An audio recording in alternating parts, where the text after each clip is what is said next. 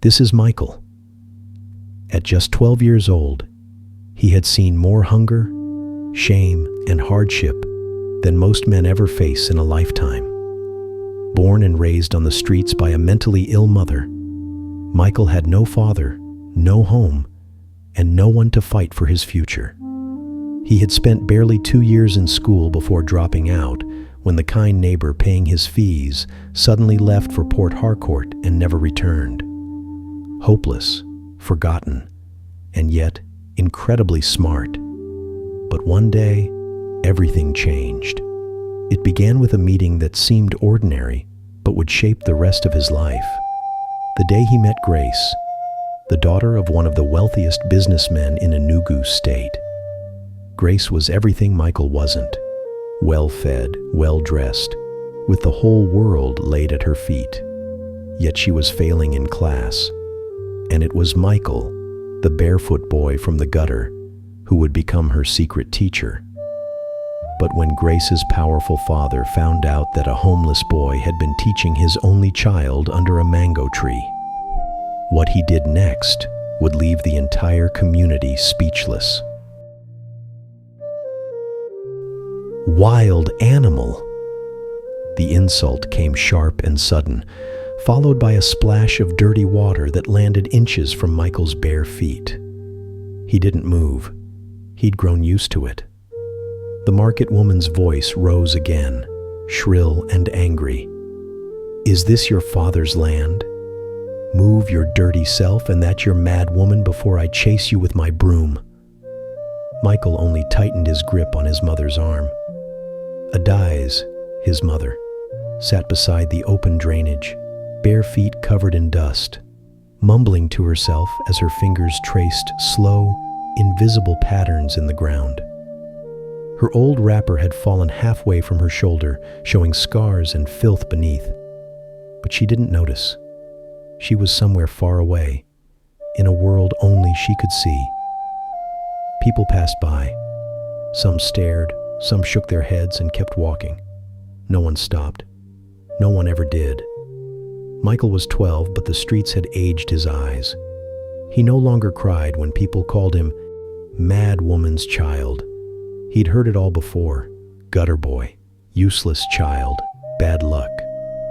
What hurt more than the insults was the pity, that empty, distant kind that came with no hand of help. Adaize had once been beautiful, or so Michael imagined, from the few moments when her mind seemed to return. On rare days, she would sing him soft Igbo lullabies and call him my prince. But those moments were like flashes of lightning, bright and gone too quickly. Most days, she didn't even know who he was. She would scream at her reflection in puddles, throw stones at shadows, and argue with people who weren't there. Michael had never met his father. One evening, when he was about 7, he had asked, "Mama, who is my daddy?" Adaize had stared at him for a long time, her eyes empty. "I don't know," she had finally whispered. "Maybe the harmattan wind." And that was all she said. They slept in a broken wooden stall in Ogbete Market. If it rained, they got wet. If the sun burned, they roasted under it. Their mattress was a flattened carton. Their blanket was silence. Every morning began the same. Adaize would wake up shouting at someone only she could see. Michael would hold her close, whispering, "It's me, Mama. It's me." Then he'd clean her as best he could with a rag and water from a leaking pipe before leading her back to the same begging spot in the market. She would beg. He would watch. Sometimes people gave coins. Mostly they gave insults. That morning, Michael had whispered to her, "Mama, please don't shout today." But almost immediately she sprang up and yelled at a passing Kiki driver, "Give me back my wings. You carried them away." Michael felt the heat of shame rise to his cheeks. He looked away, straight into the eyes of a schoolboy across the street. The boy's shirt was white, his shorts clean, his socks pulled high. He held a lunchbox in one hand. Their eyes met for a moment before the boy turned to whisper something to his friend. They both laughed. Michael looked down at his own legs, dusty, his toenails chipped. His stomach growled, but hunger was too familiar to notice anymore. Still, he dreamed. He dreamed of sitting in a classroom, of raising his hand to answer questions. He dreamed of wearing a uniform, writing in notebooks that weren't torn or wet. He dreamed of someone calling his name without scorn. But who would send the son of a mad woman to school? That afternoon, hunger gnawed at him so sharply he felt dizzy. His mother was unusually quiet, just rocking herself slowly. That's when he saw her. A woman stood across the road behind a steaming pot of rice at a small buka. She was light-skinned, dressed in a patterned Ankara gown, and she was staring at him. Not with pity, not with disgust, with something else. Michael looked away. He hated being stared at. A few minutes later, the woman crossed the road and stopped in front of him. "What's your name?" she asked softly. He hesitated. "Michael." She glanced at Adiz. "Your mother?" Michael nodded. The woman's eyes softened. "She's sick, isn't she?" Michael nodded again. She didn't ask more. Instead, she held out a takeaway plate. "Here, eat." Michael froze. Street rules were simple. Nobody gave food for free unless they wanted something in return. The woman seemed to sense his hesitation. "I'm not like that. Just eat." And so he did. The rice was warm, the meat soft, the taste so rich it almost made him cry. It had been months since he'd tasted meat. That was how Michael met Auntie Income. From that day, she began giving him small jobs in her buka, sweeping, washing plates, serving customers. In exchange, she fed him. One afternoon, she found him scratching numbers into the sand with a stick. "Where did you learn that?" she asked. "From watching the school by Holy Ghost Park," he replied. "I just remembered what the teacher said." "You mean you never went to school?" "I did, for 3 weeks. But the person paying," she left. Auntie Nkem was quiet for a long moment. The next week, she handed him a brand new exercise book and 2 pencils. The week after that, she went further. She got him into a dusty public school, not far from the market. The uniform was second-hand and too big, but to Michael, it felt like royal robes. And for the first time in years, he felt hope. The first day in class was strange. Children stared at him. Some whispered, some giggled. But when the teacher asked a question and Michael answered before anyone else could even raise a hand, everything changed. He was quick, too quick. He solved sums older pupils struggled with. He recited poems after hearing them just once. He wrote neatly, as though he'd been practicing all his life. Even the headmaster asked one day, "Who trained this boy?" Michael would simply say, "Auntie Nkem." School became his daylight. In the evenings, he returned to the buka to work, scrubbing pots, arranging chairs, handing customers bottled water. Auntie Nkem would smile and nod her approval. That was his real reward. Not the food, not the coins, the smile. Because it meant someone finally saw him. Just when life seemed to be turning for the better, it happened. One evening, Auntie Nkem returned from the post office with a white envelope clutched to her chest. "My brother in London finally processed my papers," she said, eyes glistening. Michael's heart leapt. "So, we're traveling?" Her smile faltered. "No, Michael, just me." The words punched him in the stomach. "What about me?" "I've paid for your school up to this term," she said softly. "Maybe God will send someone else. I've done all I can." Michael stared at the cracked floor of the buka. He wanted to beg her to take him along.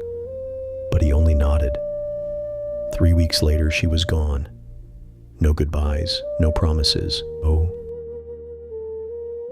When the next term came, the headmaster called him into the office. "I'm sorry, Michael. Without school fees, you can't remain."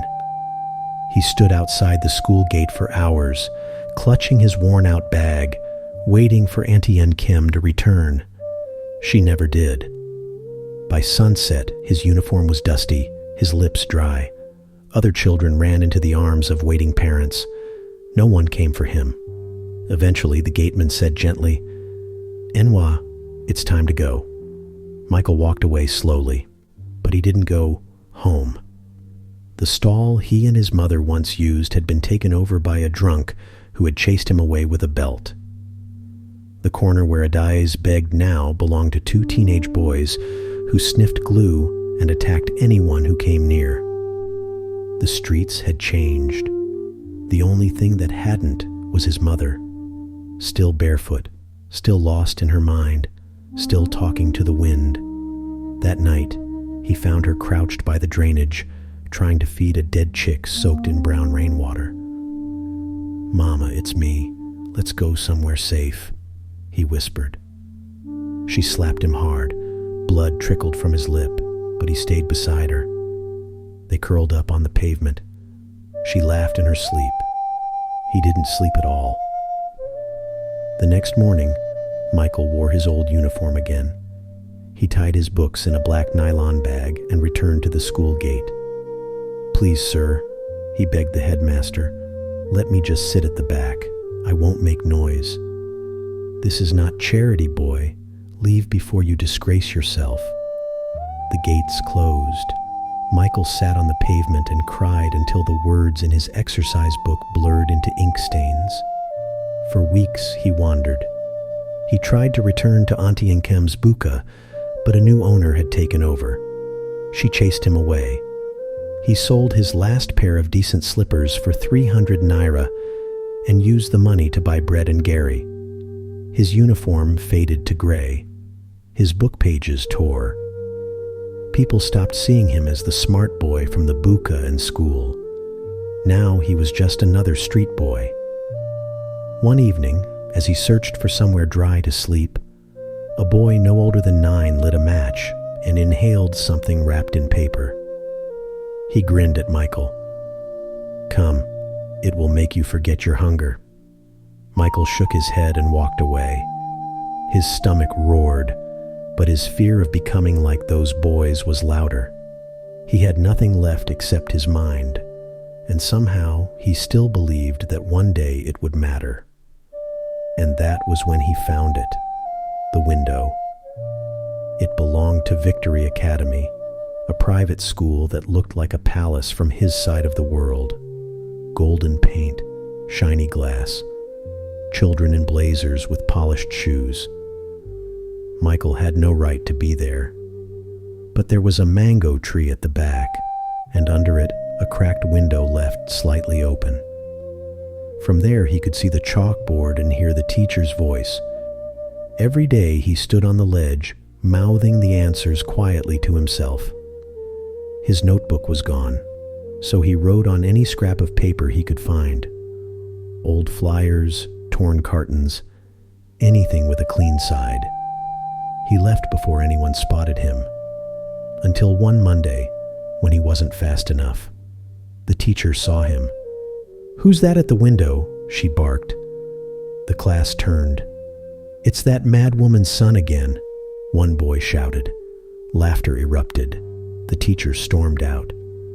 "What do you want here?" "I just want to learn," Michael stammered. "I won't disturb anyone." "Go and tell your mother to pay your school fees, if you even know who she is," she snapped. Michael's lips trembled, but no words came. The teacher raised a cane. He turned and ran. The next day he found another school. This one had a broken fence at the back. He crouched there listening. When the children recited multiplication tables, he whispered along. When they read English words, he repeated them quietly. One morning, a boy noticed him and threw a stone. "Witch, go away." It hit his shoulder. He didn't cry. Still, he returned the next day. But pain builds, and one afternoon, a security guard caught him. "You're always sneaking like a thief," the man growled. "I'm not a thief. I just want to learn." The man shoved him hard. "Next time I see you, I'll beat you." Michael limped away, looking back at the bright walls and the neat desks inside.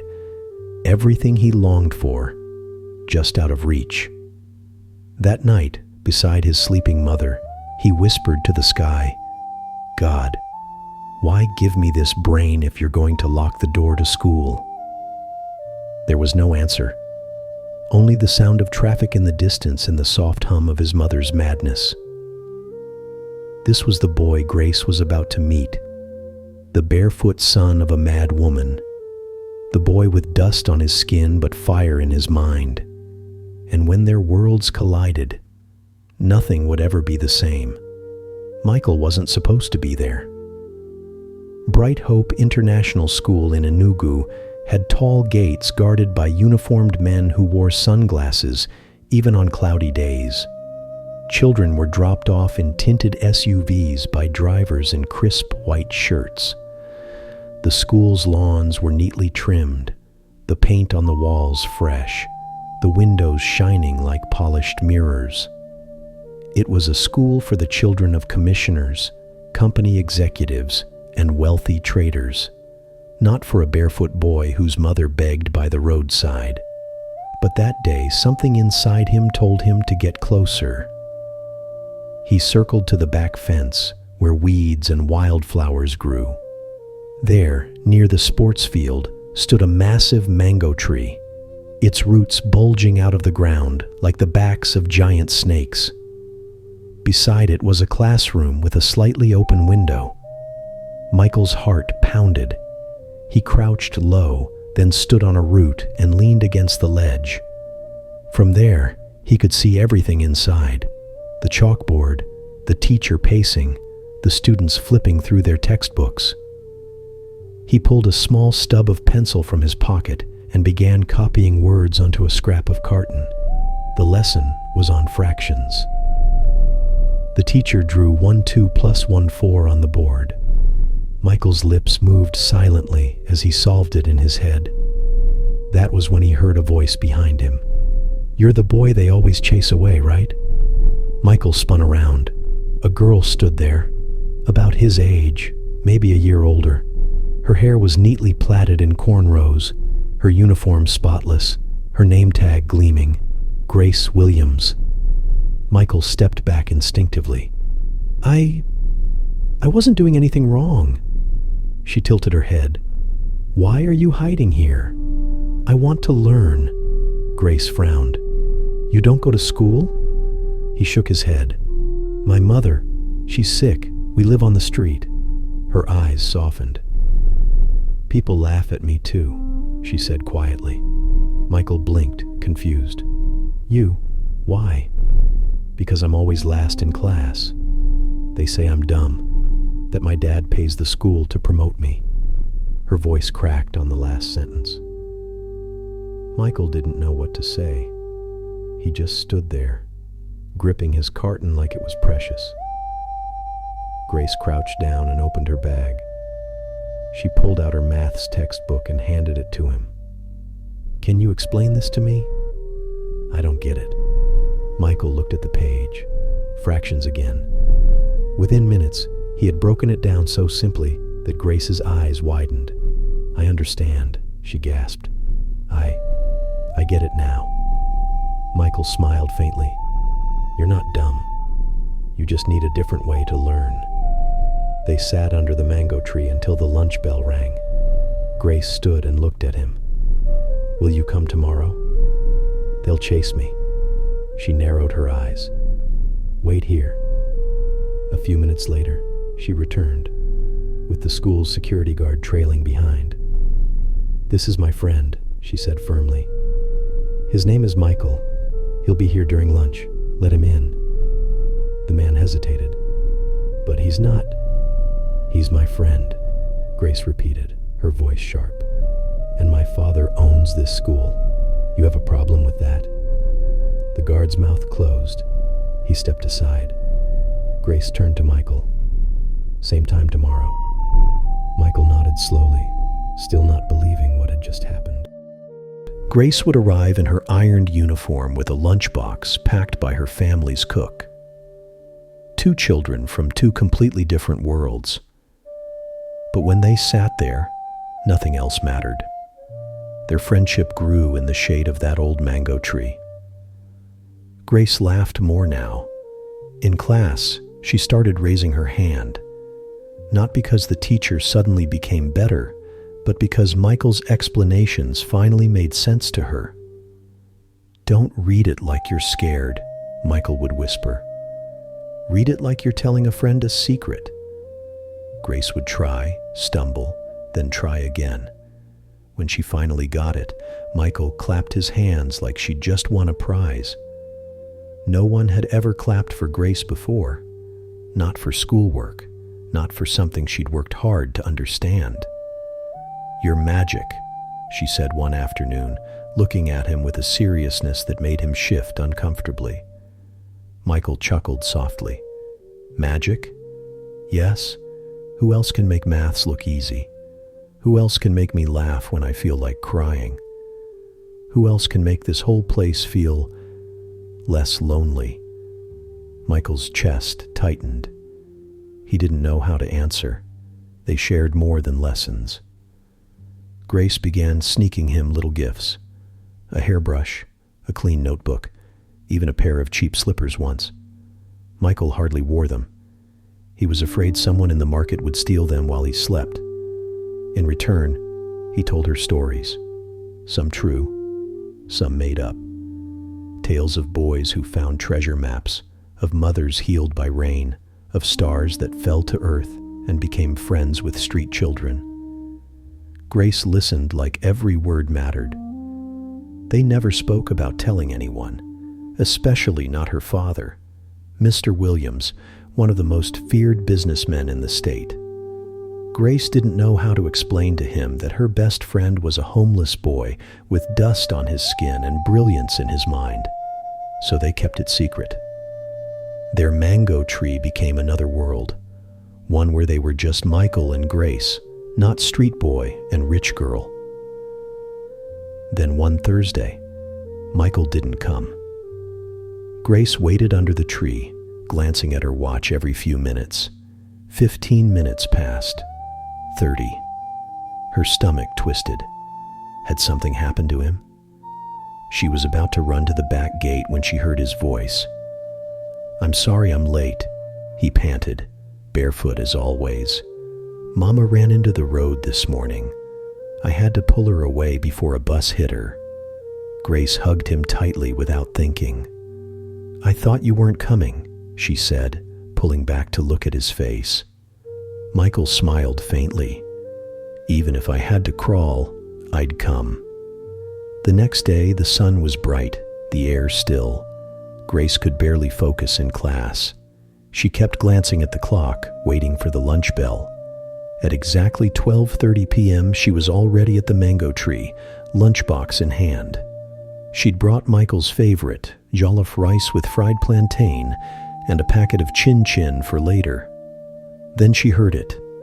The deep, slow hum of black SUVs entering the school compound. Students turned to stare. Teachers froze mid-sentence. Even the security guards straightened their uniforms and saluted.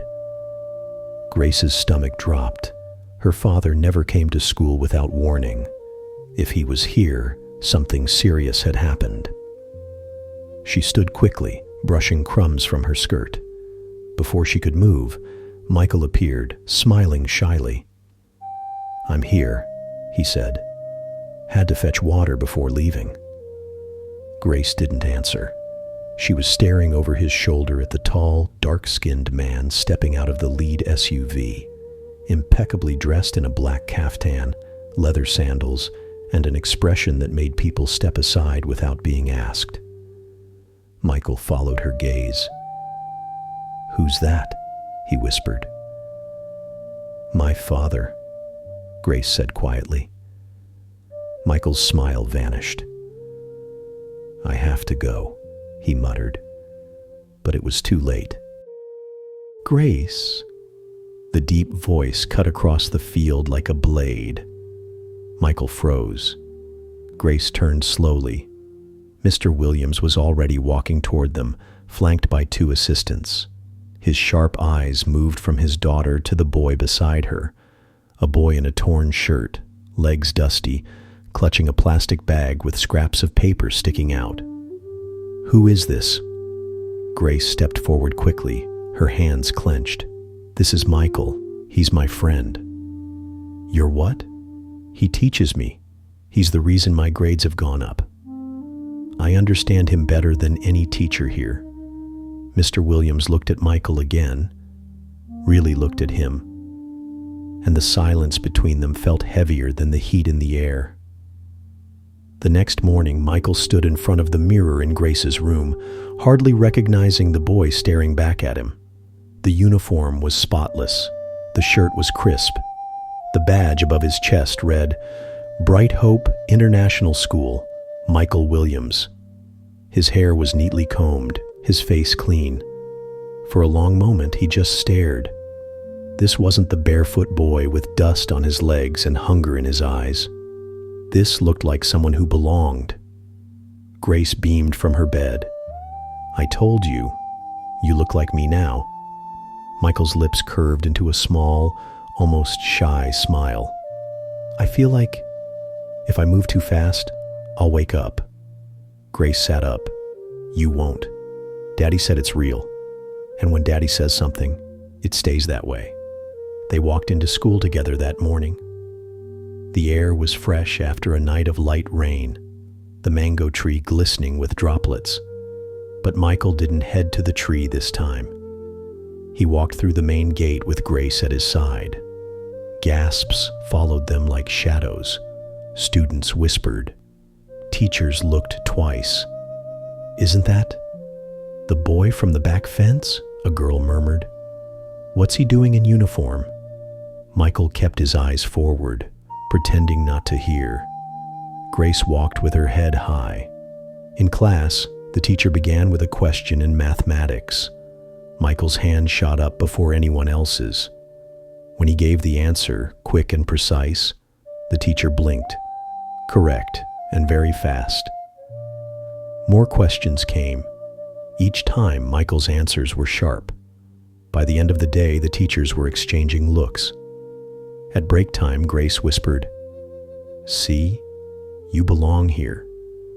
That Friday evening, Mr. Williams called Michael into his study. The room smelled faintly of leather and polished wood. On the desk were stacks of documents and a single framed photo of Grace as a little girl.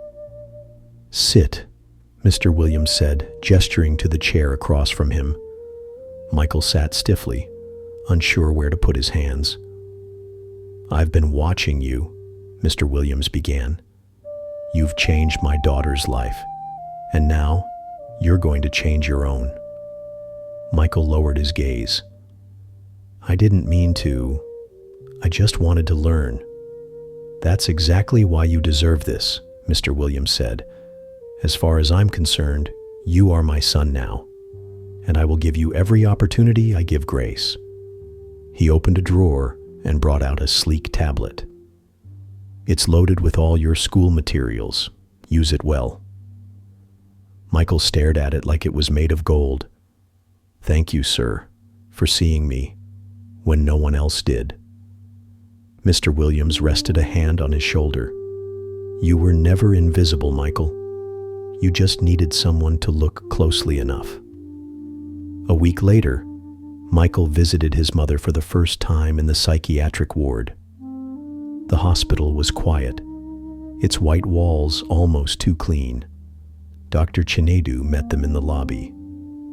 "She's responding slowly to medication," the doctor explained.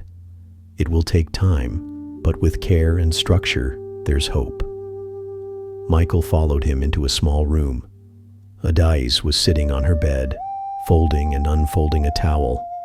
Her eyes wandered for a moment, then landed on him. For a second, there was nothing. Then she whispered, You look like the sky." Michael's vision blurred as tears filled his eyes. "It's me, Mama, Michael." She didn't say his name. She only smiled faintly, then looked away again. The drive back to the Williams mansion was silent. But in Michael's chest, something had shifted. For the first time in his life, there was a path forward. He wasn't just surviving anymore. He was moving towards something. And he knew, deep down, that if he wasted this chance, it might never come again. That night, he stood alone in the garden under the mango tree, now neatly trimmed and surrounded by smooth tiles. The moonlight spilled over the leaves. "My name is Michael," he whispered to the night air, "son of no one, brother of grace, student of bright hope. And now," he smiled faintly, "I have a father." The boy who once hid outside a cracked window now had a desk with his name on it. The child the world called Mad Woman's son now had the chance to prove he was much more. And deep in his heart, he made a silent vow. "I won't waste it." At first, it felt like a dream.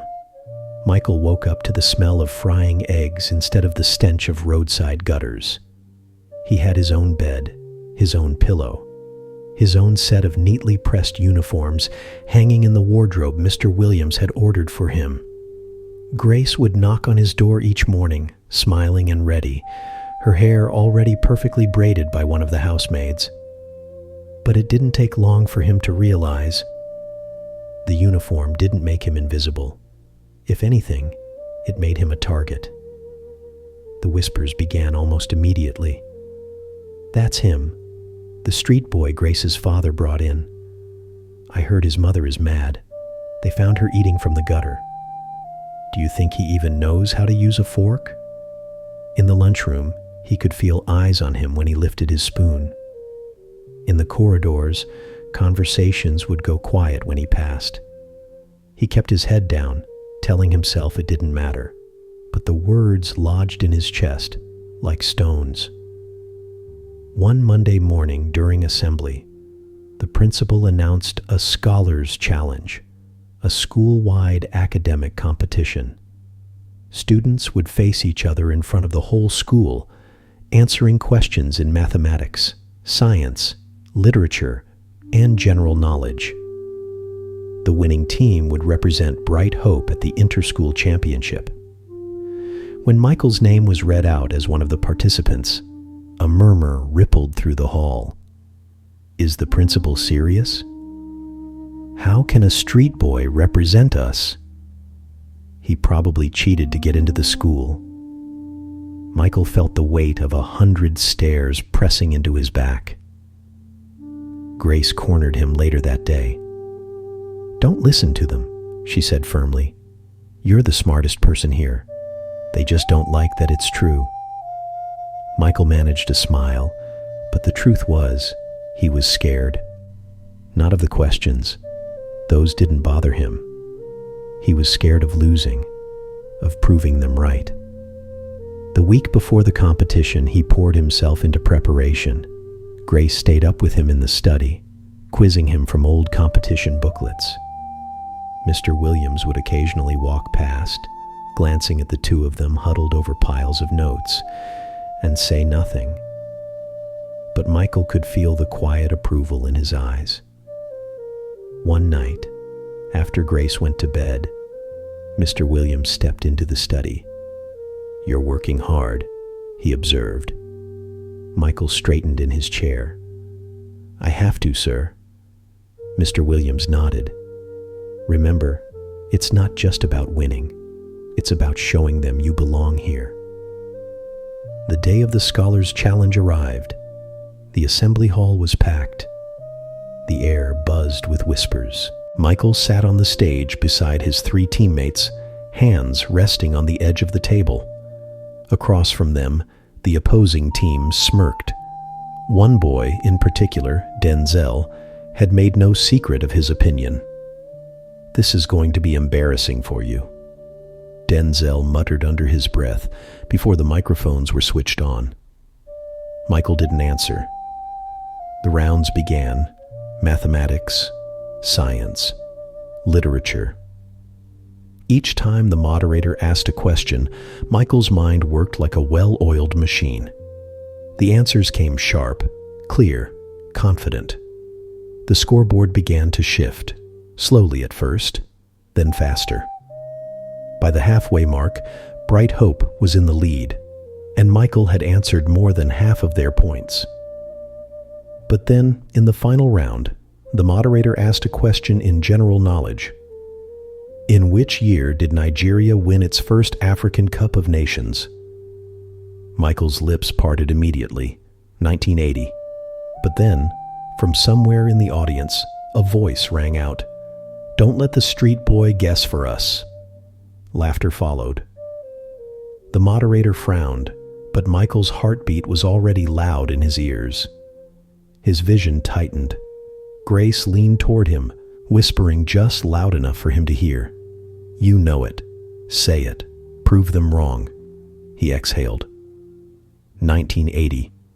The buzzer sounded. Correct. When the final scores were tallied, Bright Hope had won. The hall erupted in applause, some genuine, some reluctant. But Michael didn't look at the scoreboard. He looked at the crowd, scanning for the boy who had shouted earlier. The boy was silent now. Grace grinned and grabbed his arm. "I told you," she whispered. That night, Mr. Williams called him into the study again. "You didn't just win," he said. "You earned the right to stand where you are. No one can take that from you now." Michael didn't know how to answer, so he simply said, "Thank you, sir." But as he lay in bed later, staring at the ceiling, he knew something.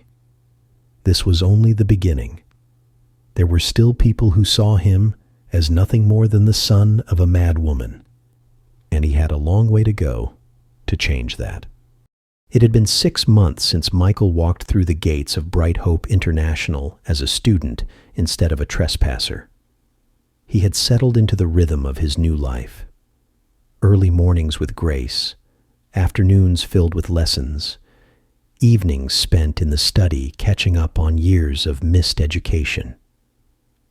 His grades were at the top of every subject list. His teachers now called on him first during lessons.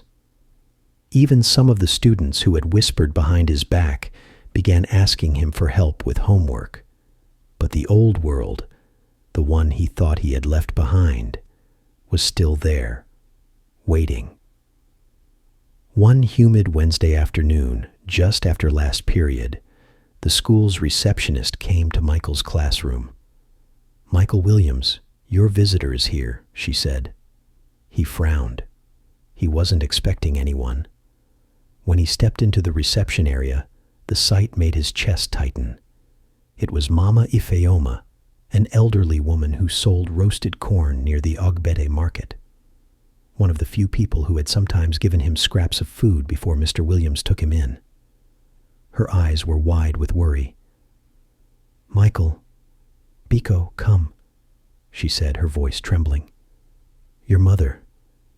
She left the hospital. They can't find her." The room tilted. Michael gripped the edge of the counter. "What? How?"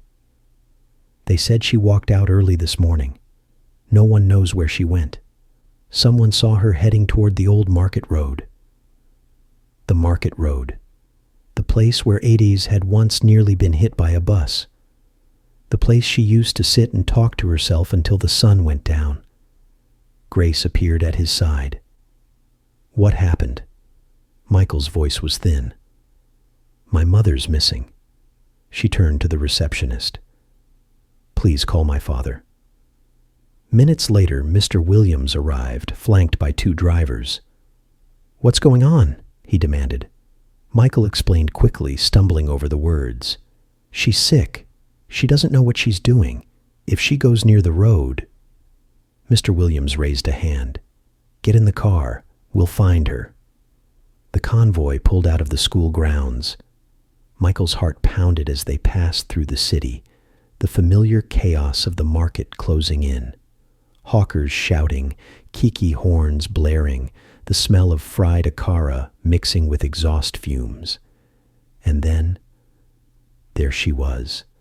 Adaizi was standing in the middle of the road, holding her arms out like she was trying to stop the traffic. Drivers swerved and shouted at her. She laughed, spinning slowly, her wrapper half unraveled. Michael jumped from the SUV before anyone could stop him. "Mama!" he shouted, running toward her. She turned, squinting. "Michael, you came back for me." "Yes, Mama, please, come with me." By the time Mr. Williams reached them, Michael had wrapped his arms around her, guiding her to the side of the road. "She needs to go back to the hospital," Michael said, his voice shaking. Mr. Williams nodded, signaling to his men. "We'll take her. This time, I'll personally ensure she stays under supervised care." Michael hesitated. "I want to visit her every week, even if it means less time for schoolwork." Mr. Williams's eyes softened. "You won't lose your education. We'll arrange it." The ride back to the hospital was quiet. Adaiz sat between Michael and Grace, humming to herself. Every now and then, she would pat Michael's cheek like he was 5 years old again. When they arrived, Dr. Chinedu promised stricter observation and a more secure ward. Before leaving, Michael stood by her bed. "Mama, I'm not going anywhere. Even if I live in a big house now, I'm still your son." For a moment, her eyes cleared. "My son, my Michael." Then the cloud passed, and she looked away. On the drive home, Grace leaned toward him. "You could have stayed at school. Daddy has people who can handle things like this." Michael shook his head. "If I forget her now, then I'm not the person you became friends with under that mango tree." If this story moved you, subscribe, comment, and share. You might change a life today.